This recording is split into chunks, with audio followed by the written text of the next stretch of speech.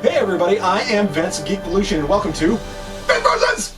Today, on Vince Versus, I'm taking on Ghostbusters Ghost Busted.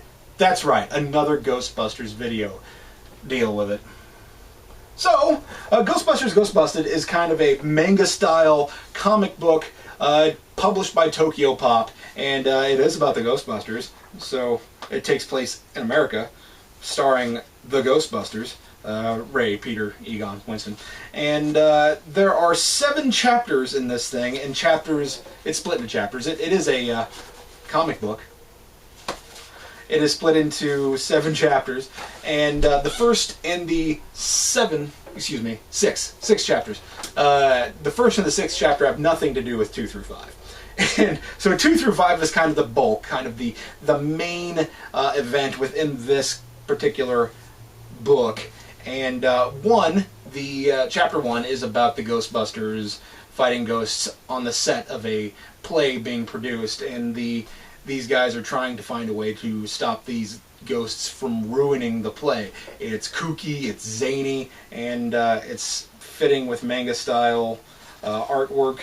And I will say that the plot of the first one, while amusing, it had some good dialogue stuff in there, which, I mean, again, as I said before, the Ghostbusters is kind of a quirky, dialogue-driven comedy, and the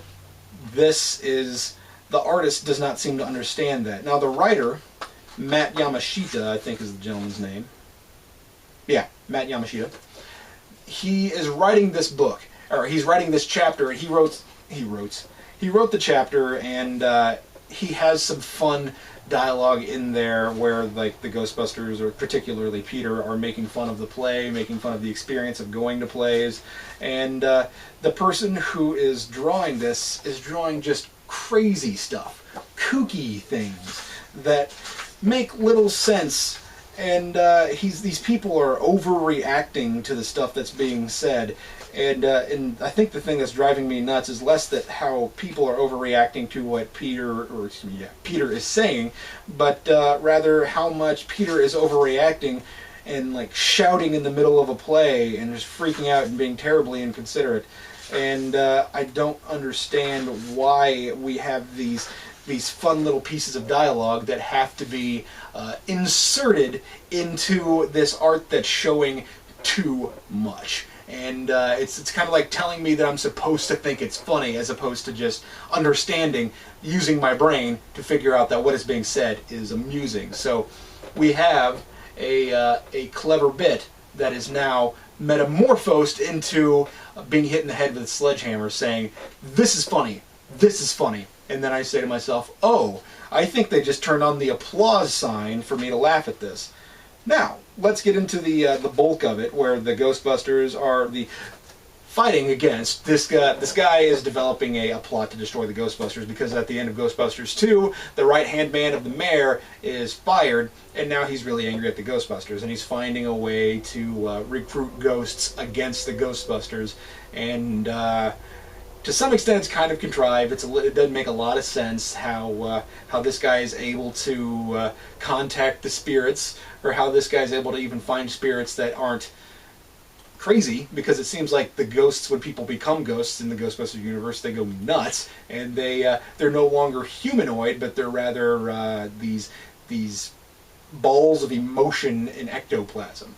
Now, that being said, the man in this particular story, the right-hand man of the former right-hand man of the mayor from Ghostbusters 2, manages to contact a scientist, a former colleague of Egon's, and actually a former teacher of Egon's, and that gentleman develops a technology that he uses to capture or destroy the Ghostbusters in some way.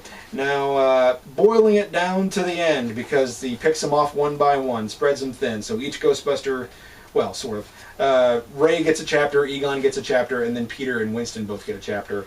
So 2, 3, 4, 5. And each chapter kind of deals with each layer of the plan to snag a Ghostbuster, or each layer of the plan for holding the Ghostbusters in stasis. And why they don't just kill them, I don't know, because essentially the plot is that this ghost former teacher of Egon's, this ghost develops technology that rips the spirit away from the body and puts the body into a coma and puts the spirit into stasis. And sure, why not? But why not just kill the Ghostbusters? Why not just destroy their bodies? Why they even show these guys, the Ghostbusters that get captured, Ray, Egon, and Peter, with those oxygen masks on to keep them alive. They're being kept alive, and I don't understand why you would bother. You have essentially just killed them by ripping their spirits away from them. I mean, I guess if you're afraid you're going to be captured by the authorities, that this way you can't say that technically you've killed them, but you've kidnapped them. You might not go to the chair, but you're going to jail for the rest of your life. I mean, it's kind of insane. And furthermore, what are they going to do to the ghosts? The Ghostbusters have already been captured. So I just think it's kind of a ridiculous concept, which I ultimately ended up enjoying. And each segment has a different artist, and it's kind of fun to see the different interpretations of the Ghostbusters in these manga stylings.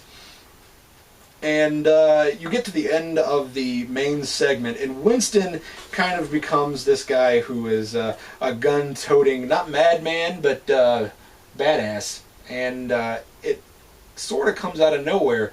This book also recognizes the former military work of Winston, and apparently they think that military men get to keep the guns that they were given in the in the service, and especially not just like a rifle, but like a machine gun. He gets to keep some heavy artillery that he acquired as being a soldier, which is insane. How does he? And furthermore, he keeps it in his trunk, and they have a line in here that the Ghostbusters make fun of them for keeping it in their trunk, but it just makes no sense. It makes no sense. So I think it's so funny. I think it's ridiculous, and you know what? The fact that it's making me laugh is maybe saying that it achieved what it tried to achieve. This is comedy before it is anything else, and I enjoyed things about it, but characterization is something that is not well maintained in this. It's heightened versions of the characters, but again, this is another version of something that gives Winston its own idea of what his personality should be, and apparently it thinks that military men are gun-toting guys who are just itching to shoot stuff.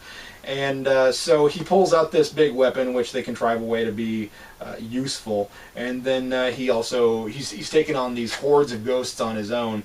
And you know what? Fine, give Winston his due, but let's make it make a little sense. And so essentially, it all boils down to Winston gets the guys out of this ghostly stasis, gets their spirits reattached to their bodies, and then they take down the ghosts, and they defeat, well, I mean, they don't really delve into the ultimate fate of the guy, of the former right-hand man of the mayor, other than they've beaten him. And you know what? I just keep wondering. I don't recall what they did to him. I think they just decided to take him to the authorities, but they don't really say anything about it at all. So they have a guy who's really important, and they barely acknowledge that he was the one that was orchestrating this thing against them. So let's move on to the final chapter, and this one's also by Matt Yamashita. Excuse me, I didn't say who the writer and artists were. The cattle call of artists that we have here, there's just a whole bunch of them. There's Chrissy Delk, Maximo V. Lorenzo, Michael Shelfer, and Nate Watson, and the main story is written by Nathan Johnson, and the two bookend stories are written by Matt Yamashita. Now you get to this last thing, and I think this Chrissy Delk is my favorite artist within this book, that she has this really clean art style, and I think it's a lot of fun to watch her add expressions to characters and choose how to stylize things. And so the story that Matt Yamashita writes is that it's called The Devil Wears Nada, and the idea is that Gozer had a concubine of some sort, and the concubine is trying to take hold of the city through fashion. And the concubine is depicted as male, since Gozer was depicted as female in the movies, or at least had female parts. So, moving on. So, the concubine, I'm not using a word that they use, but this gentleman is dressed in what is traditionally women's clothing, and is developing these clothing that are squeezing the willpower out of women.